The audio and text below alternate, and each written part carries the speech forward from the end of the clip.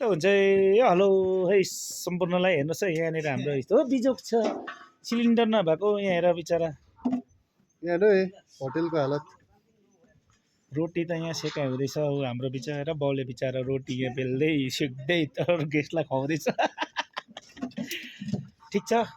मेहनत हो हाम्रो त